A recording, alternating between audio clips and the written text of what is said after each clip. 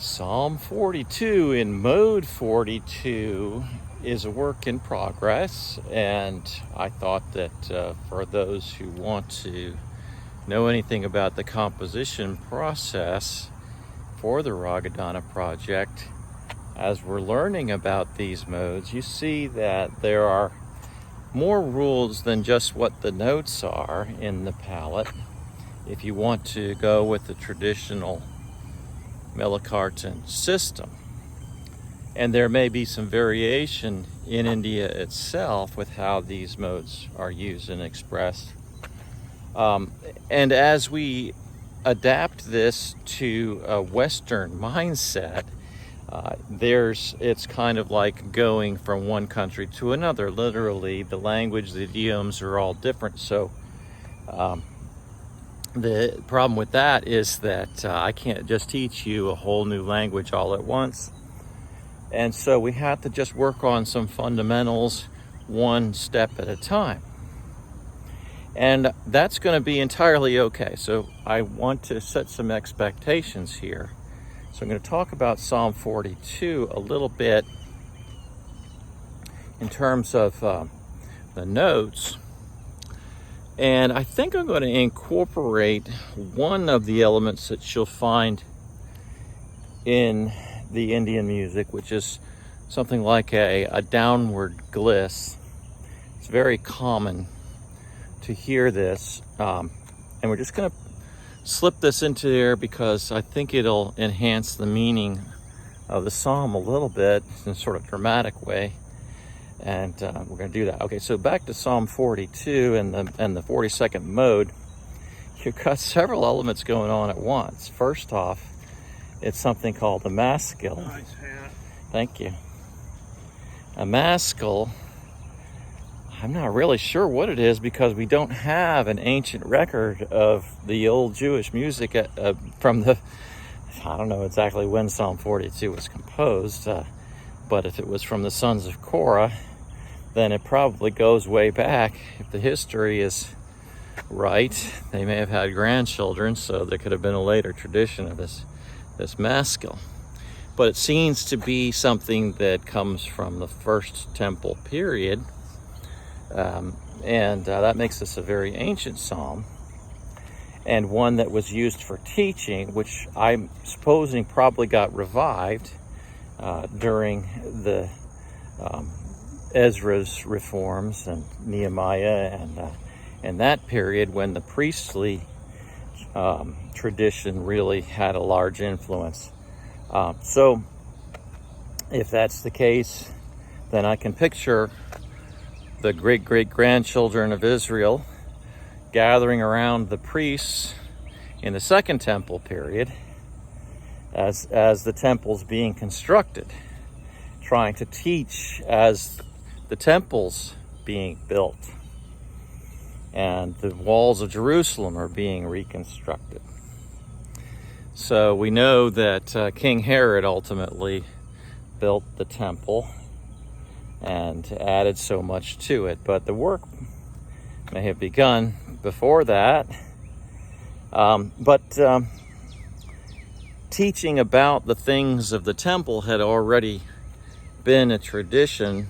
The temple parts were always used as a teaching tool. And a maskil is a didactic methodology, a didactic methodology. We assume the Psalms were all songs, so how do you teach through song? Well, that's what the Ragadana Project does. It teaches through song. And so now we have this double entendre where there's a maskil in Psalm 42, which in particular is very odd because it's got a group of 5 half steps. Now imagine Americans are used to, a couple whole steps and a half step and another whole step and another half step, and then you have your scale, right, or your mode.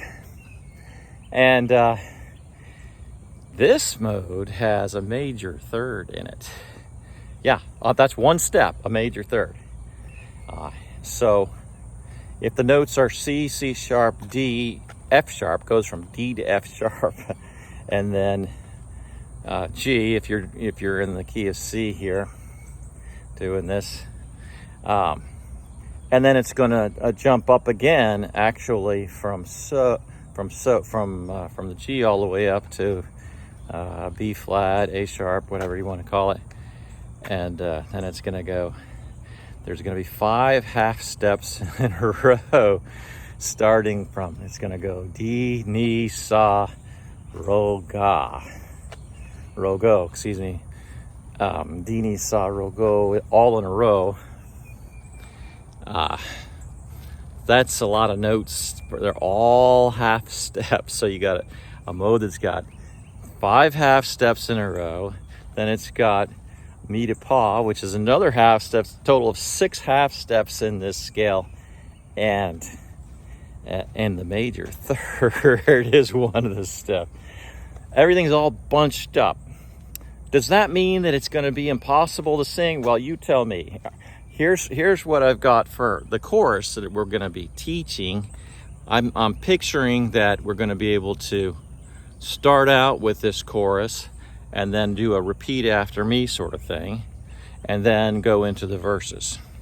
So we're going to do this with the chorus. It'll be easier to teach that way, right? And now this also, Psalm 42, is a psalm you're probably familiar with the first line, because you might have heard something like a praise and worship song. As the deer panteth for the water, so my soul longeth after you. You're probably familiar with that. And it's a beautiful psalm. A lot of people love it. It's something very reflective that you normally won't sing first, but you'll sing after you've really just had an experience, an encounter. And but this, with the Ragadana Project, we're taking a very different approach, which is to try to get all of the words in the Psalms in and enhance their meaning. So we're going to only add a chorus if there's something that needs to be emphasized.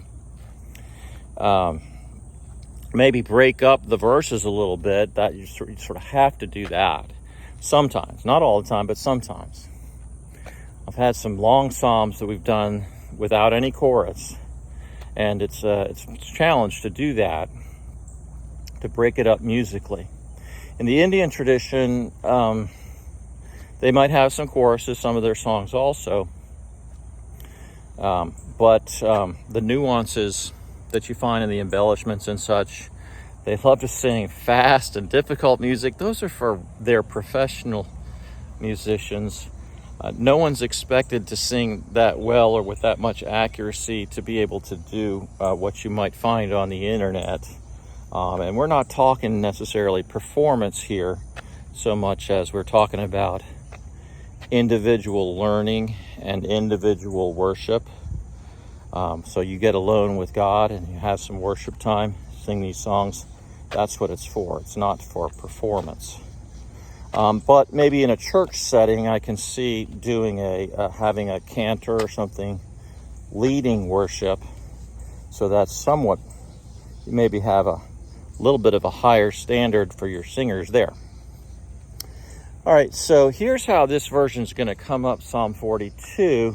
I'll just do the chorus, and then I'm going to do something called it's, I guess in the West we'd call this a glissando. You're descending specific notes in a scale. So I'll sing it that far and then stop, and then we'll talk some more about the Ragadana Project after that. If I can remember the words, because I remember I'm just in the middle of writing it right now. Haven't got a finished product for you yet anyway, in terms of composing this. And word product isn't really right. A finished work. All right, so as the deer pants for the water brook, so my soul longs after you, O Elohim. My soul thirsts for God, for the living God. When shall I come and appear before Elohim? So this is when I would then get the whole congregation, having learned that, to repeat after me. As the deer pants for the water brook, so my soul longs after you, O Elohim. My soul longs for God, for the living God. When shall I come and appear before Elohim? Now, this is actually a very sad psalm. It's about being abandoned, as the lesson will teach. So, whoever follows the Lord, expect to be abandoned by all of your friends before long. So this person's been brought up worshiping and going to celebrate the festivals and really wanting to do it, and everybody else just seems to be going through the motions. And I think that they're sort of confronted by the fact that in life, having faith doesn't necessarily pan out the way that you want it to. And so it goes, my tears have been, my tears are my food, day and night, while they've said to me all day long, where is your God? Okay, so now that's glissando. It's what we call it in the West. There's Indian words for everything, and I'm not going to keep repeating Indian words because that'll get people disinterested, because they'll say, it's too much to learn. I can't learn that much. But my point here is that even a very difficult, theoretically sounding mode isn't impossible to set. You just have to sort of play around with it and wait until you find the notes. And I would suggest that you do that very prayerfully and humbly, asking the Lord to give you the notes. And then they start coming over time. And you meditate and chew on it as you're writing these psalms.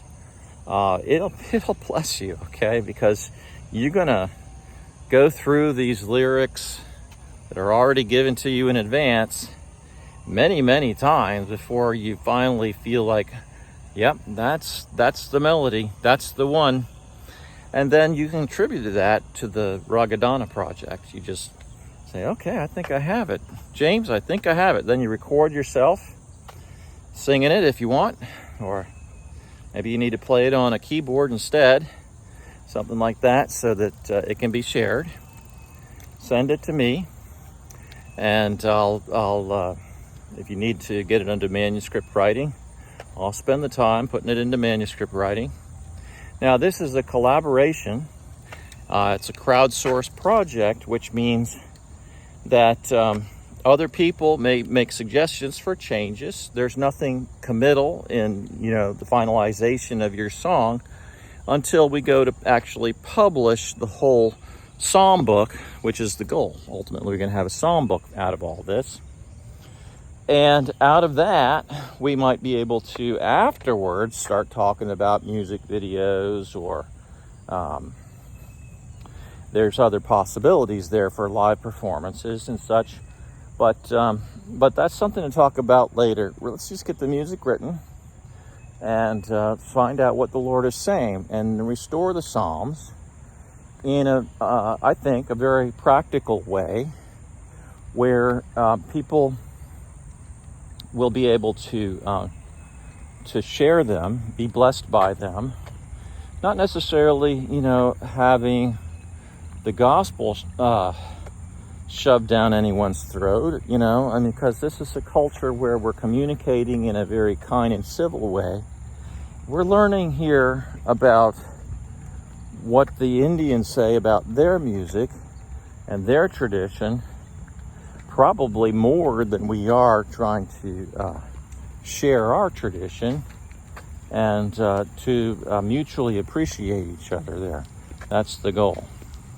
Mutual appreciation, sharing in a world that has fewer barriers than it used to have now that we have the internet. All right, and it's not just the internet. We have people that are visiting each other, and hopefully we can become close friends with people from cultures that are very different than our own. And have something to share and talk about. And faith is one of the things that means a lot to people.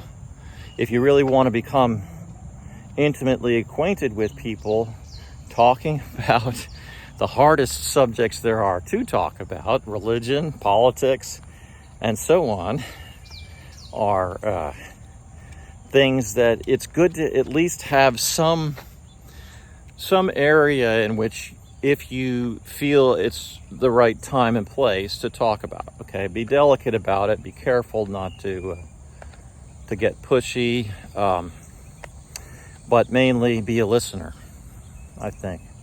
Now, in all of that, you might be interested in some of the other Psalms. That particular Psalm, Psalm 42, I targeted precisely because it seemed to be potentially the most difficult one out of all 72, with 5 half steps in a row.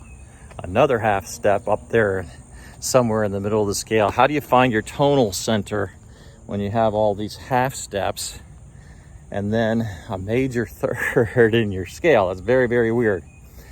Only mode 42 does that. The other modes are sort of normal, I guess you could call them.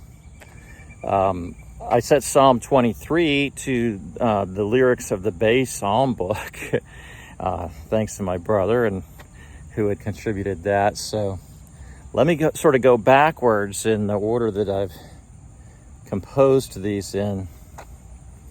We'll go from high to low, and I'll sing you the songs on my way back home. Okay.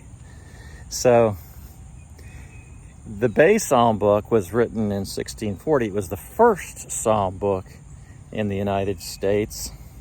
And everyone knows Psalm 23, or most people might have heard it at a time or two. Not everybody, but most people. And my brother had set this maybe 25 years ago, I'm going to think. And then I thought about it. I said, well, if I'm going to put that in the 23rd mode, I'm going to have to change some of the notes. But I'd like to do that because we're creating a psalm book, and just sort of as a head nod to the original one written in the United States. Here we're going to be writing the latest, maybe not necessarily the greatest, something very different. Who wants to write a hymn book, right? Well, this is going to be all Psalms, so it's a psalm book specifically, okay? Not a hymn book. A hymn book, you might put some popular choruses into that. We have plenty of those. This is all Psalms. And only the first 72, because there's only 72 modes. We might come up with a part 2 with some other purpose later. Right now, it's just the first 72 Psalms. All right, Psalm 23. This mode, the 23rd mode, it's going to be Sa, Ra, Ga, Ma, Pa. Now, what's going to be? Da, Ni, Sa. All right, so Da, Ni, Sa is the top part, and Sa, Ra, Ga is the bottom part. 23rd mode. Da, Ni, Sa is the top. And so that's the high. If you see the note ending in E, that means it's the upward pitch, the sharpened note. If you hear Ah, that's the neutral note. The 22nd Psalm, I'm going to sing you afterwards, and that's all their core natural notes. Sa, Ra, Ga, Ma, Pa, Da, Na, Sa. But we'll get to that. Right now, we're going to go Sa, Ra, Ga, Ma, Pa, Da, Ni, Sa. A little bit different. All right, I'll just get started with it. The Lord to me a shepherd is, want therefore shall not I. He in the folds of tender grass doth cause me down to lie. By waters calm me gently leads, restore my soul doth he. He in the paths of righteousness, for his name's sake lead me. Yea, though in valley of death's shade, I'll walk none ill I'll fear, because thou art with me, thy rod and staff my comfort are. The Lord to me a shepherd is, want therefore shall not I. He in the folds of tender grass doth cause me down to lie. For me a table thou hast spread in presence of my foes. Thou dost anoint my head with oil, my cup it overflows. Goodness and mercy surely shall all of my days follow me, and in the Lord's house shall I dwell, so long as day shall be. The Lord to me a shepherd is, want therefore shall not I. He in the folds of tender grass doth cause me down to lie. He in the folds of tender grass doth cause me down to lie. All right, so these can, I get a little bit too theoretical as I explain all of this, because there is a theoretical side to it, but they're very emotional and artistic. They can be, and the goal of the music is to enhance the meaning of the words, not to take away from it, but to accentuate them. Somebody says that music, setting prayers to music is praying twice.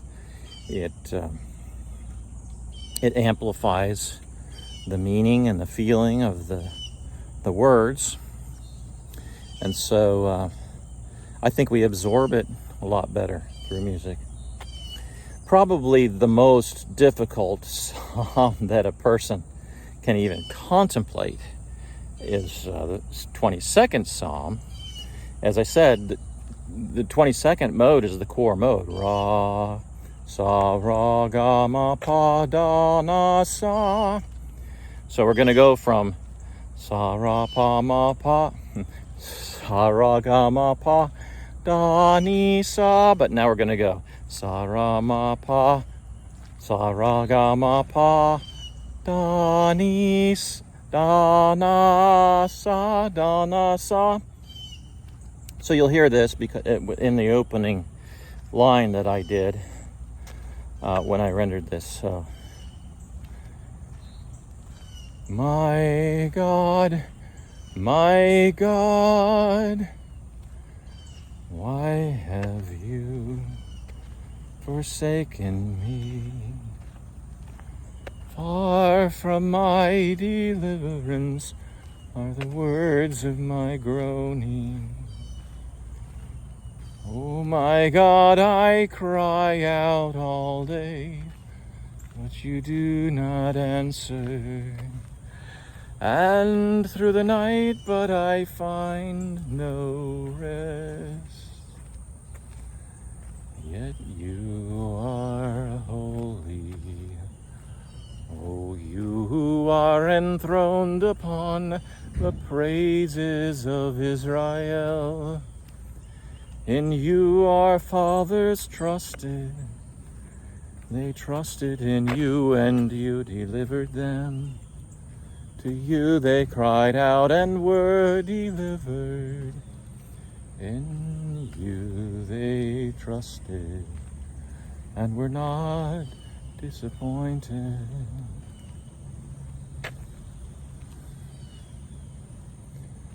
Yet I am a worm and not a man, a reproach of men and despised by the people. All who see me sneer at me. They separate with a lip. They wag their heads, saying, "Commit yourself to the Lord. Let him deliver him. Let him rescue him, for he delights in him." Yet you are he who brought me forth from the womb. You made me trust while I was yet upon my mother's breast. Upon you I was cast from birth. You have been my God from my mother's womb. Be not far from me, for trouble is near, for there is none to help. Many bulls have surrounded me. Strong bulls of Bashan have encompassed me. They open wide their mouth at me like a ravening and roaring lion. My life is poured out like water, and all my bones are out of joint. My heart is like wax, it is melted within me. My strength is dried up like a potsherd. My tongue cleaves to my jaws. And you bring me down to the dust of death. For dogs have surrounded me. A band of evildoers has encompassed me. They've pierced my hands and my feet. I can count all of my bones. They look, they stare at me.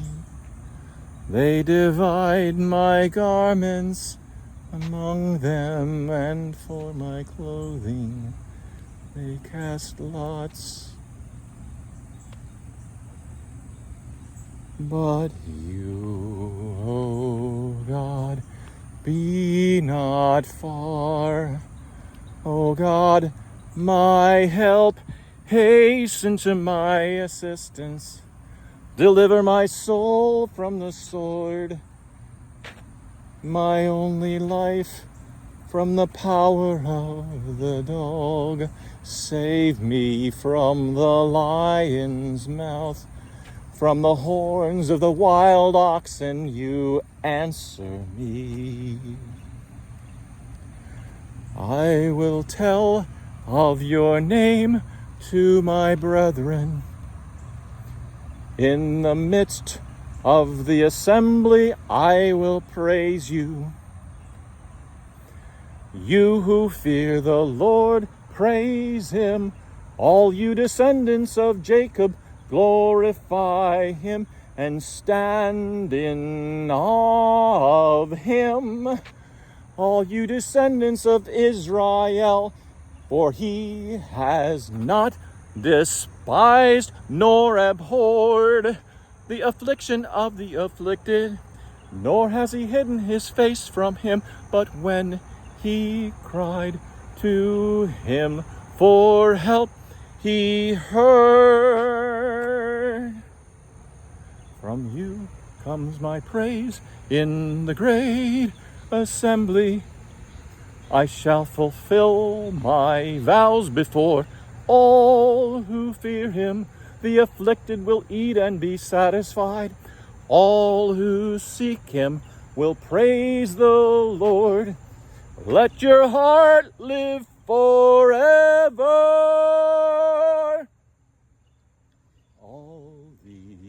ends of the earth will remember and turn to the Lord, and all of the families of all the nations will worship before you.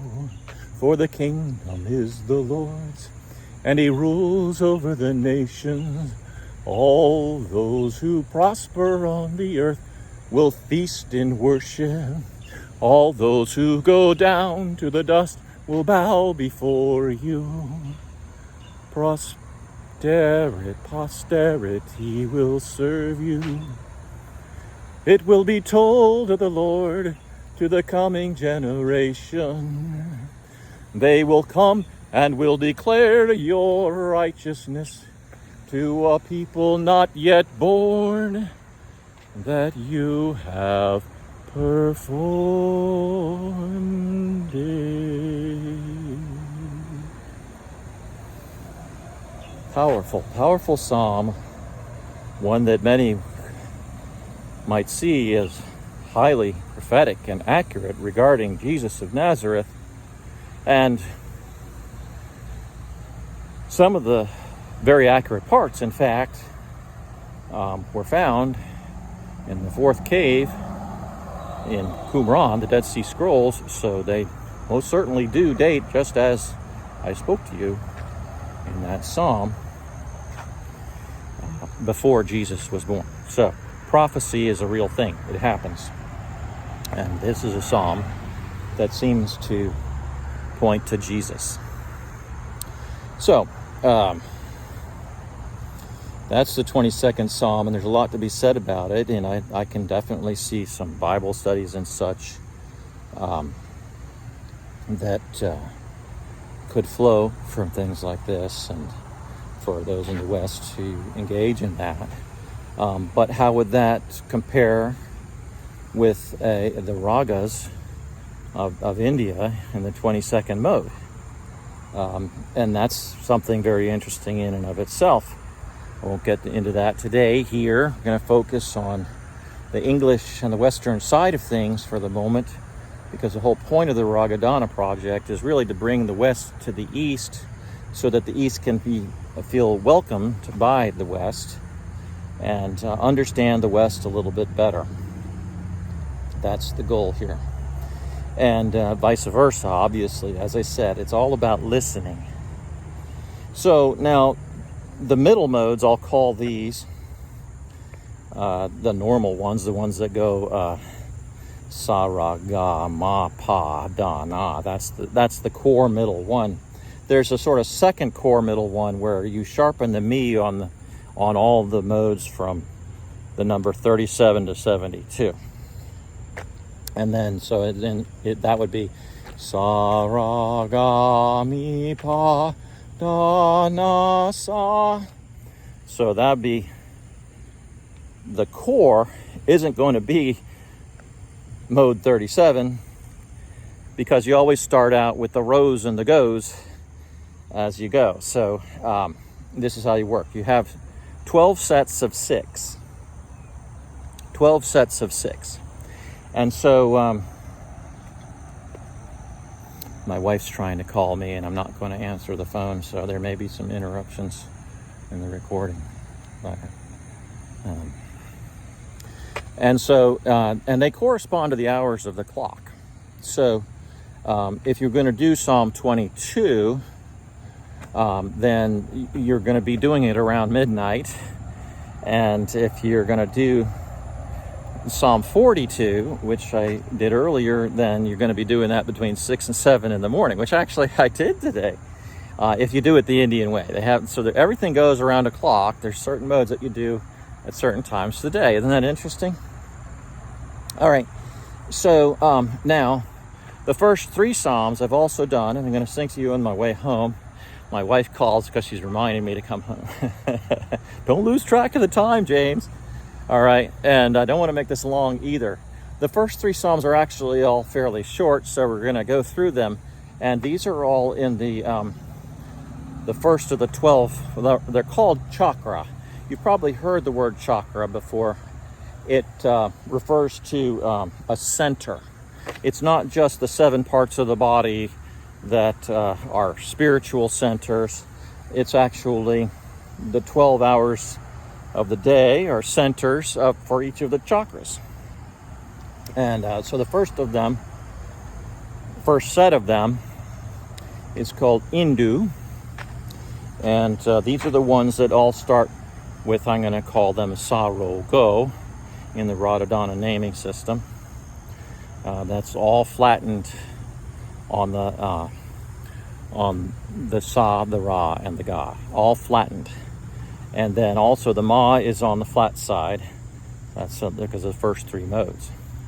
So the first of the modes is the simplest one. It's going to get a little noisy as I come out to the street, but we're going to do it because I got to get home. Okay, so it's going to go Sa Ro Go Mi Pa Do No Sa. Those are the notes we get to choose from as we write. And I rendered this pretty quickly because there's only 6 verses in the psalm.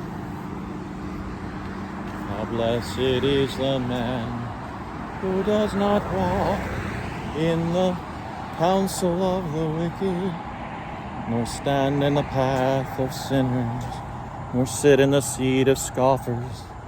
But his delight is in the law of the Lord, and in his law he meditates day and night. He'll be like a tree planted by streams of water, which yields its fruit in its season, and its leaf does not wither. The wicked are not so, but they are like chaff which the wind drives away. Therefore the wicked will not stand in the judgment, nor sinners in the assembly of the righteous. For the Lord knows the way of the righteous, but the way of the wicked will perish. That's the 6 verses there. Maybe you're getting the idea. You're going to set the Psalms to the Indian modes. And that's what you do. You start out, well, what are your notes? How are we going to do this? Take the words of the Psalm.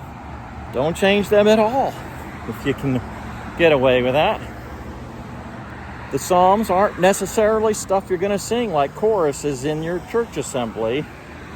Some of them may be, but most of them probably won't be. They'll probably be all just for you to memorize and think about and learn from. That's the goal. I'm crossing a busy street over here, so I'll get started with Psalm number 2.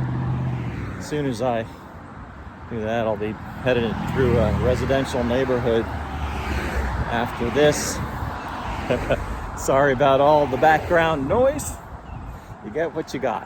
All right, so this second mode is going to alter the top na into a ni. As you go up, that's what you do. You go from do through ni on each of the notes.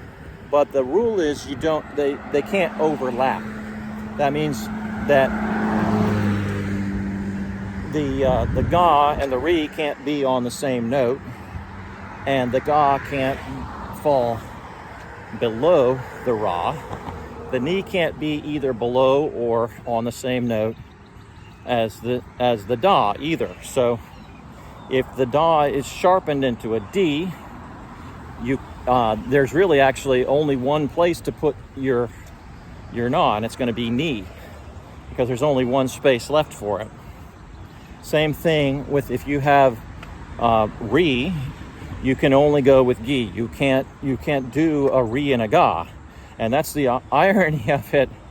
Since they can't overlap, is that the Indians call their system sa ri ga pa ma ti. They can't overlap it, so the very name of their system is something that had to be fixed. Hence, this is why I created a new system called the Ragadana system, where every main note has an A ending, and if you lower it, you get a consistent symbol. Now, they don't use the O ending in India, and they're going to, if they sharpen notes, they change them to U instead of E. But we're kind of blending the Western solfege system together with this in our names for the notes. So it's a little Ragadana is a blend between the East and the West. Does that sound fair? But it's one that works out the differences so that you don't have inherent conflicts. The Western solfege system has conflicts inside of it. The 72 Indian modes actually contain all but one of the Western modalities. I guess you can call them Western. They sound a little bit exotic to most Westerners, actually. But, things like the Dorian mode is Psalm 22, and mode 22, that's the Dorian mode. And so the one system contains the others. The exception would be the Locrian mode. There's no Locrian mode in the Indian Melikartan system. All right, but most people listening to this don't even know what that is, especially my wife, who hates ever hearing about it because she's not mathematical. She's not a trained musician.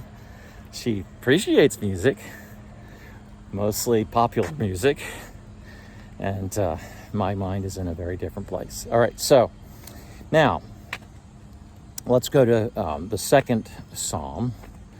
The second psalm is, I'm going to call this a spiritual warfare psalm, because when you hear about the rulers that this psalm's going to talk about, I think that these rulers are thought rulers. They're demons.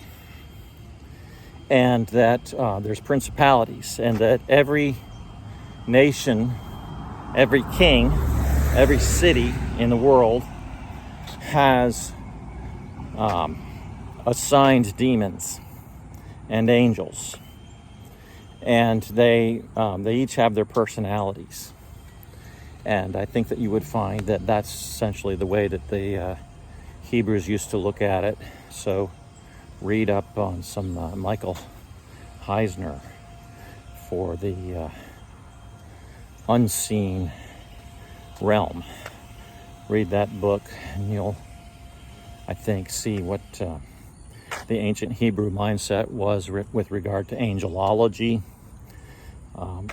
And they might have been called gods. Doesn't matter what you call them. They are not Elohim, the one God, the high God. You'll see that I will use the Hebrew names in the Psalms that I speak. And if you're offended by the use of pronouncing the tetragram, we're going to cover that before I get home here. We're going to be talking about the name, and we are going to speak it out loud. If you're offended by that, just turn this off. So, because we're going to do that. But you might want to stick around for the third psalm, which is going to use that name, because, we'll get there when we get there. Right now, let's do Psalm 2 in mode 2. And so, as I said, it'd be going to be Sarogo Mapa Do Nasa. Those are the notes. Here we go. Why are the nations in an uproar, and the peoples devising a vain thing? The kings of the earth take their stand, and the rulers take counsel together against Yahweh and against his Messiah, saying, let us tear their fetters apart and cast away their cords from us. He who sits in the heavens laughs. Yahweh scoffs at them. Then he will speak to them in his anger and terrify them in his fury, saying, But as for me, I have installed my King upon Zion, my holy mountain. I will surely tell of the decree of Yahweh. He said to me, you are my son. Today I have begotten you. Ask of me, and I will surely give the nations as your inheritance, and the very ends of the earth as your possession. He will break them with a rod of iron. He will shatter them like earthenware. Now, therefore, O kings, show discernment. Take warning, O rulers of the earth. Worship Yahweh with reverence and rejoice with trembling. Do homage to the Son, that he not become angry and you perish in the way, for his wrath may soon be kindled. How blessed are all who take refuge in him. Okay, so that's the second psalm. Need to catch my breath here because I've been going uphill and I gotta get home. And the purpose of the walks is to get a little cardio going. And that's what we do. It's our way of life here for me. All right, so anyhow, that's Psalm 2. You saw some pretty dramatic physical fighting going on in what's called Zionism. A lot of people are afraid of that word. But when you start talking to the Indian people, I think you're going to find that they have something in common with the West there, where they have something somewhat similar. And also, the Muslims with Islam as well have something that they call a spiritual jihad, right? You've probably heard of that. And so jihad is not necessarily a reference to physical violence. Paul's very specific about that when he says very plainly, the weapons of our warfare are not carnal. Jesus said, whoever lived by the sword is going to die by the sword. He came to bring peace. Now, he also said some contradictory things. He says, don't think that I came to bring peace. I came to divide mother against father, and child against their parents, brother against sister, and all of this. Now, those are the kind of things that make for great Bible study talk, and also talk between East and West, and with Muslims as well. So now the Muslims have their own modes that are worth learning as well. So maybe we'll get to there when we get above the 70-second mode. Who knows what we'll do at that point. We have dialogue with everybody because you're living in a world and you have a mouth and you have 2 ears and 1 mouth, 2 nostrils to breathe in with, 2 eyes to see with and to learn from. You have a lot more going on to learn than you do to share. Right now, we're going to focus on sharing by listening and learning and meditating and absorbing. So if the weapons of our warfare are not carnal, but all of these things are spiritual, and we see some imagery, poetic imagery about shattering of teeth and striking on the cheek. Historically, the time in which all of these psalms were written was definitely a time of bloodshed. David was said not to have been able to enter as king and enjoy the prosperity he could have, or to build his own temple, because of what? Because he was a man of bloodshed. And so even from the beginning, during that time, there was a resistance to physical warfare. It was seen as sin. or lack of holiness. And we're being called to be a holy people here. Holy. So even way back then, there was this element that said, you need to get over the physical. And I think that there's also those who argue that the whole idea of idolatry is a matter of interpreting the world physically and materialistically rather than spiritually, where God is spirit and not some material created thing. So we have strife over created things, but if we dedicate them to the Lord and look to make the material things holy by His blessing, then everything changes. So that's the kind of thing that I think in these groups we can talk about, things we can share. So you're going to see that in Psalm 3. So this will be the last that I'm going to share in this video. The Indians have something called a puja. It's a ceremony where their mantra is given to an initiate. A novice is given a mantra to meditate. They're not to speak the name of that mantra out loud.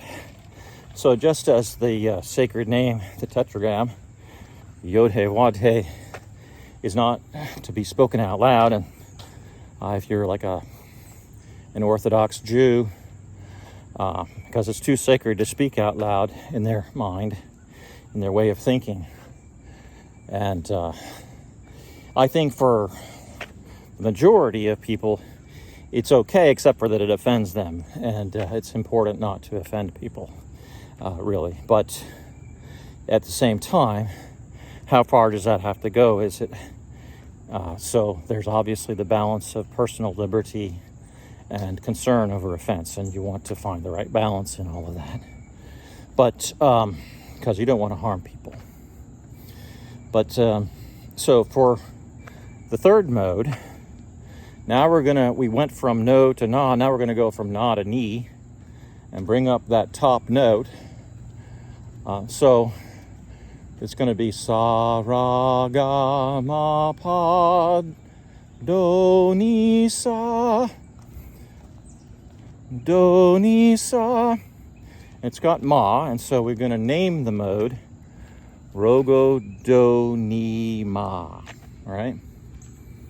Now, every time I pass by this sign on my way home, I want to remember my sister. Her name was Corinne.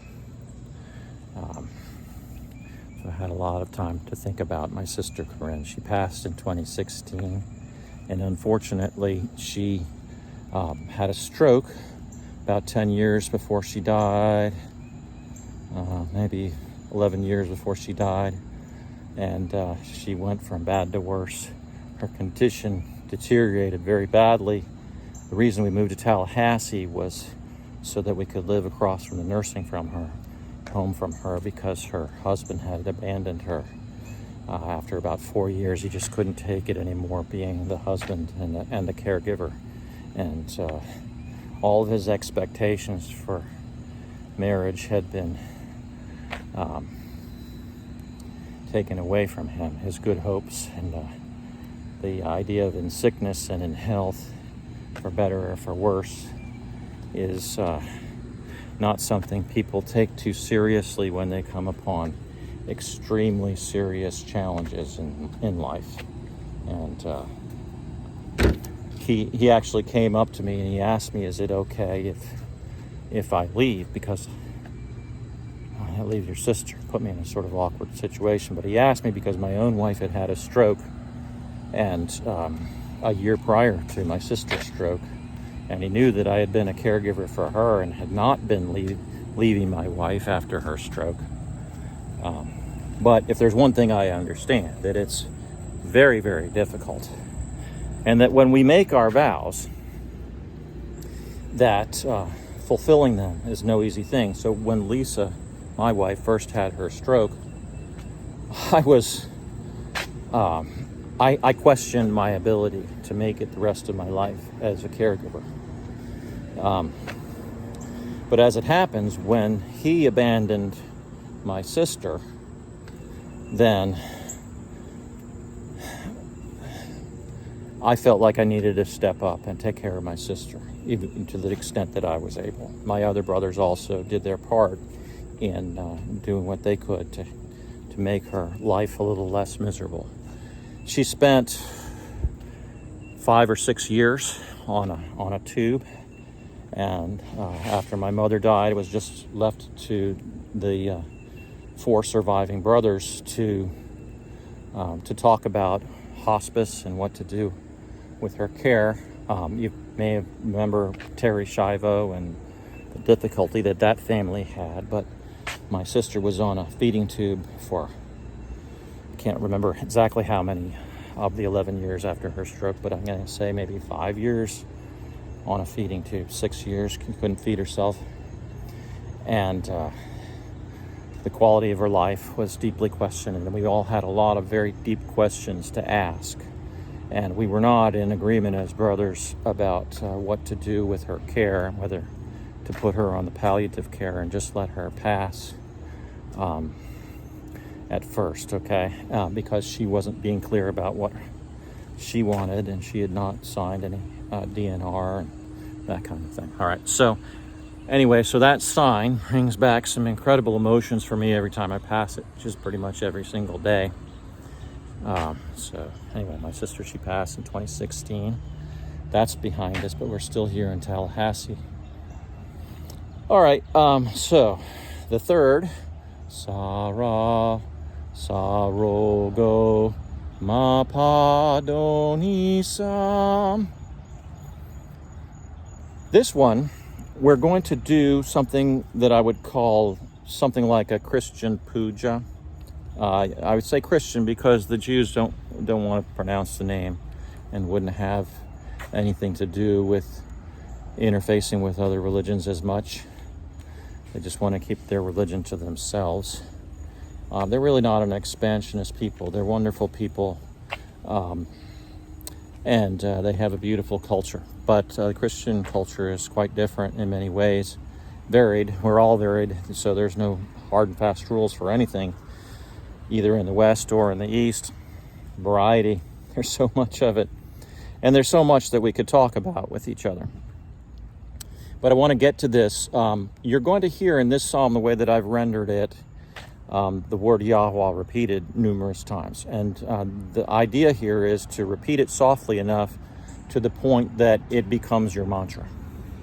So by the end of the psalm, I'm going to want you to have this word Yahweh that's introduced through this sacred song, which also happens to talk about, gets a little violent in this psalm, but I want you to think in terms of a spiritual jihad, spiritual warfare, and also for the justice upon the earth that ultimately can come. I'm not going to exclude that the enemies of God can't ultimately be defeated through a physical war.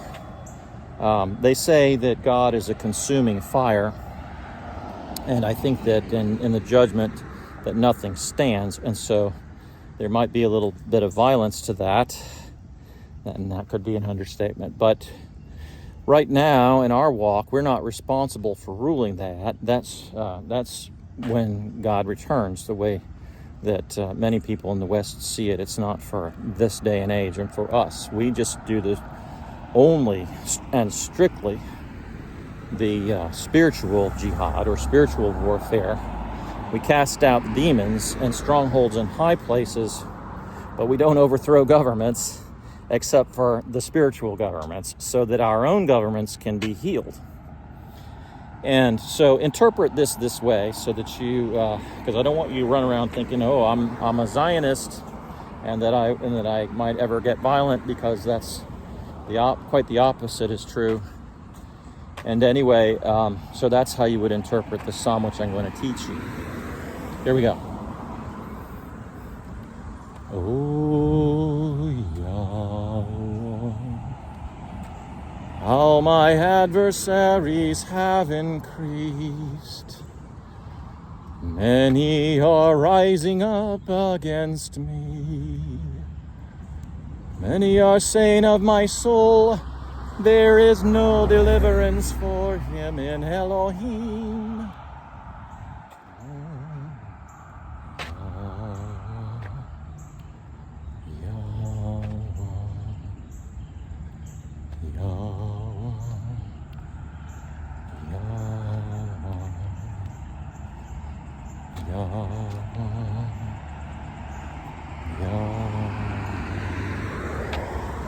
But you, oh Yahweh, are a shield about me, my glory and the one who lifts my head. I was crying out to Yahweh with my voice, and he answered me from his holy mountain.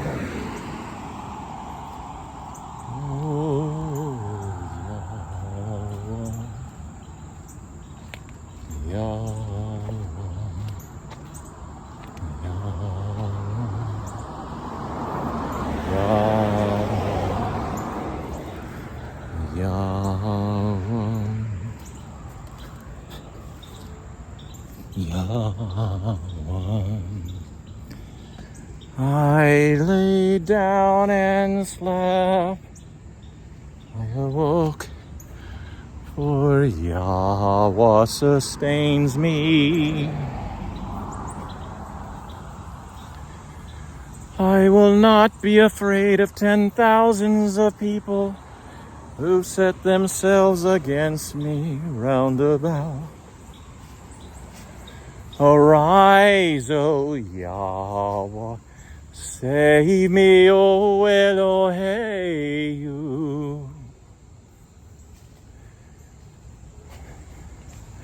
For you have smitten all my enemies on the cheek. You shattered the teeth of the wicked.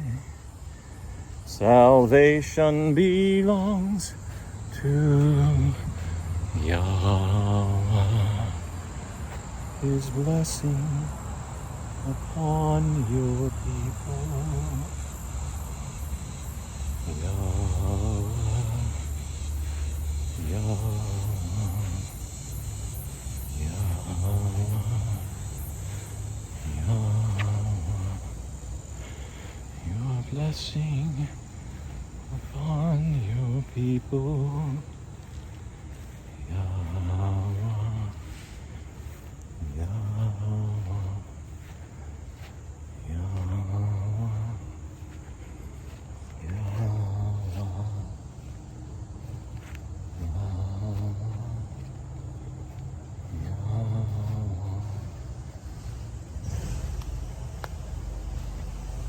Continue thinking the name of the Lord. Now in prana yoga, every breath you take in, you're saying your mantra, word. Every breath you breathe out. And so there's different practices, and that an Indian will be happy to teach you if they practice them or recommend them. And so there's a lot to learn from each other. And having a good prayer life, meditation life, is something really useful for people to have some sort of daily habit that gets you